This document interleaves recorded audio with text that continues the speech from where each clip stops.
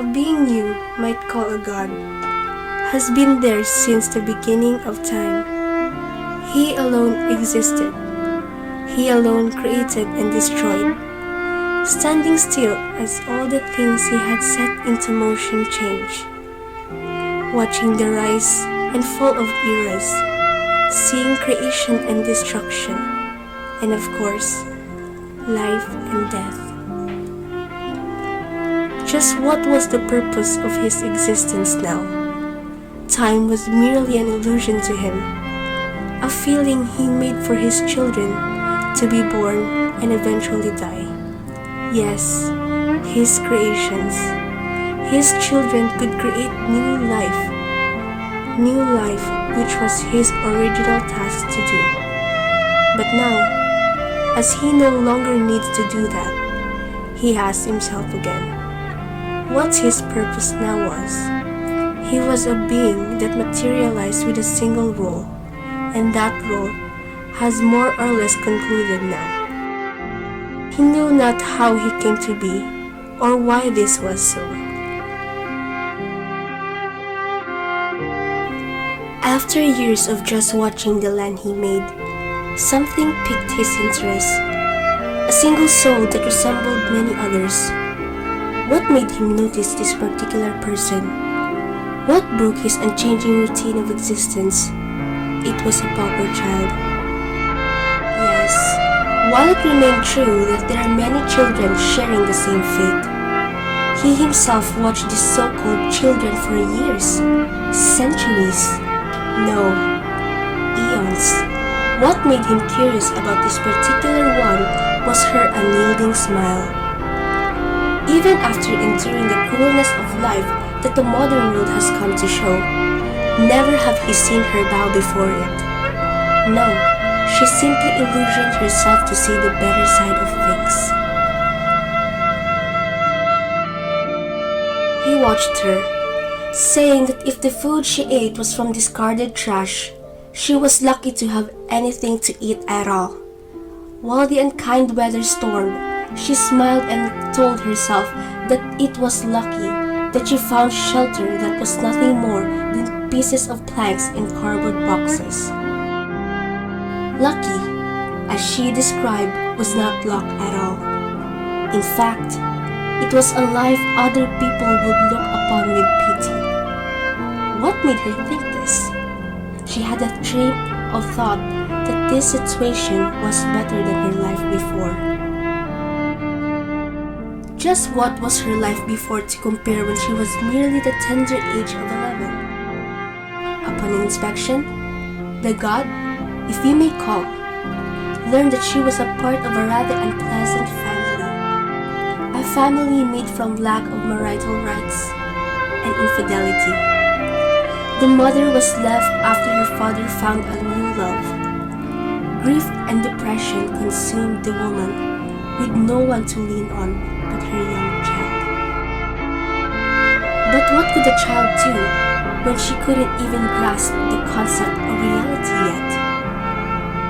Her mother fell into a dependent addiction, and it resulted in her unstable emotion and violence towards her own offspring.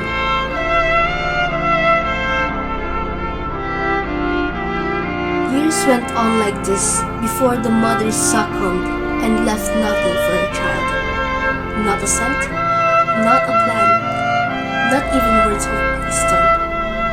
Days passed, and the scent of death filled the air of their miserable home.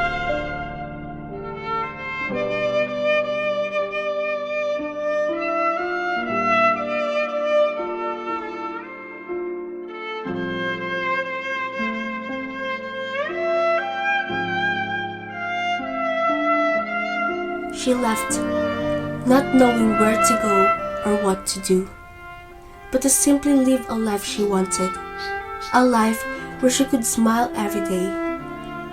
This was her self-built world of illusion, an illusion of her being happy, but all alone. This small being he saw made his heart beat, void of all humanly emotion he presumed, as the being who is considered origin itself. He never would have once thought that he could feel this way.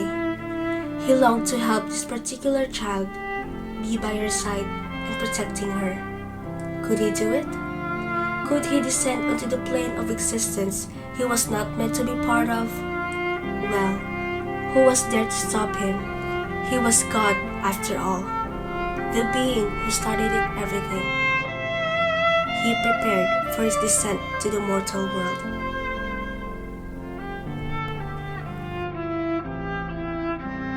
Gentle snow was what welcomed him when he arrived on Earth upon the stroke of midnight. He donned an appearance of a young teen only a few years older than the girl. Slowly, he fell from the sky and lightly touched the ground. The girl he sought was sleeping on the cold, hard ground under a sturdy tree in an empty park. Finally, able to touch her, but as soon as he did, he formed a grim expression. Whatever mindset this girl deluded herself into, her body would argue otherwise. What this god saw was wounds and bruises, barely hidden by her ragged clothes, and to further his distress was a high fever. Immediately, as being of divine power, he healed the girl, like what her body endured was nothing more than a dream. Feeling the warm embrace of what the girl could only describe as peace, she slowly opened her eyes. What she saw was a beautiful boy comparable to angels. She once saw statues in a church. Thinking nothing of it, she placed her hand on his cheek and said in a soft voice, "Are you my guardian angel?" With a smile. Humoring her words, the god simply nodded in agreement.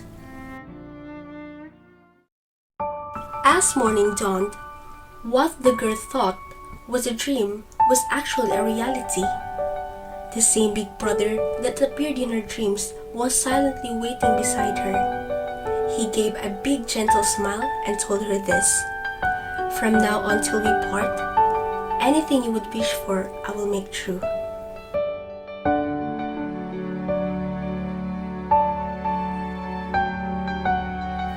Anything? The girl pondered for a moment. No one would think it's naive to trust a stranger, but for some reason, this stranger seemed like someone she knew for a very long time.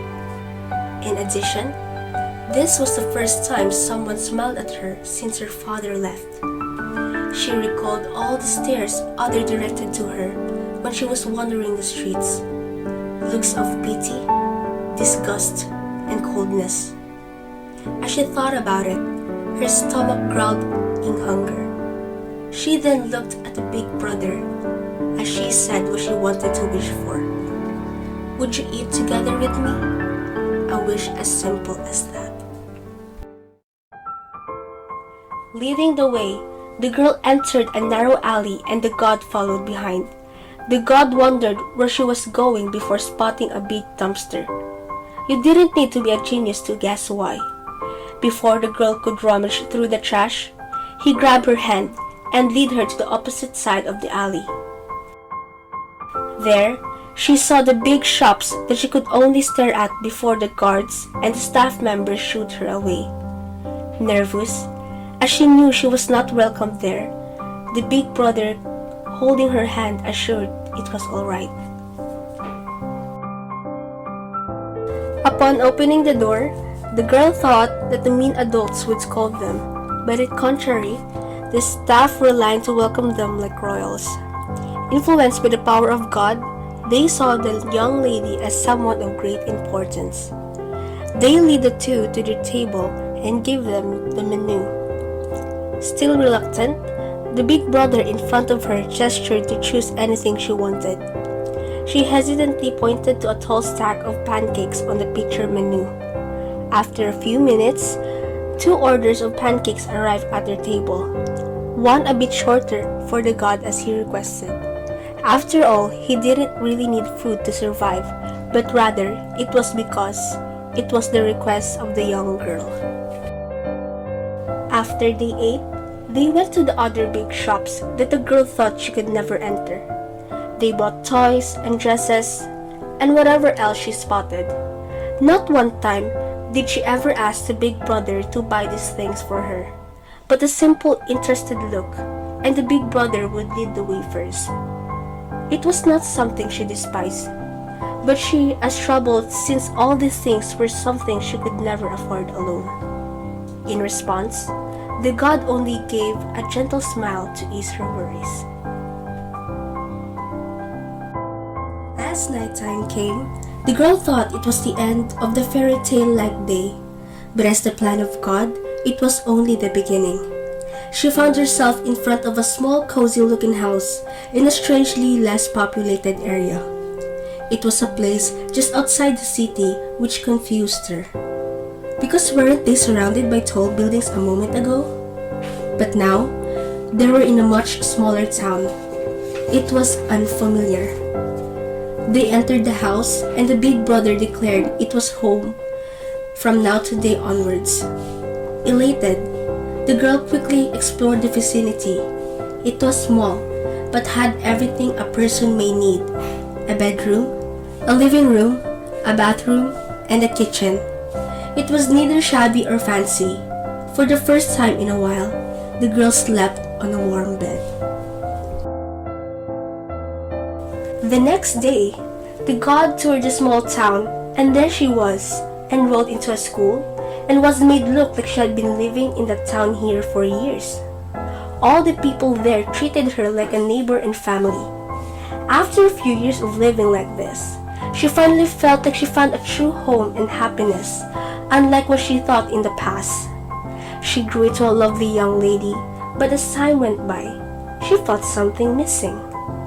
Something that left an empty spot in her heart, but couldn't remember what it was. In fact, she could hardly remember anything before coming into this town, like it was nothing more than a long-forgotten dream. All she could vividly remember was a warm hand that held her home. Now, who was it that held it? She wondered.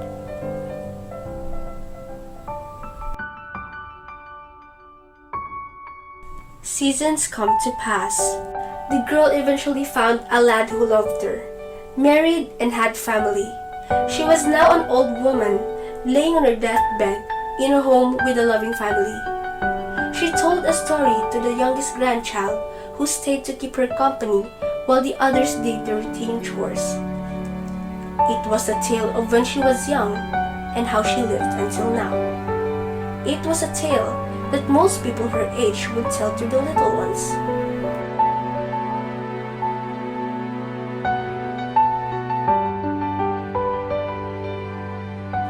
Night came and left as morning arrived.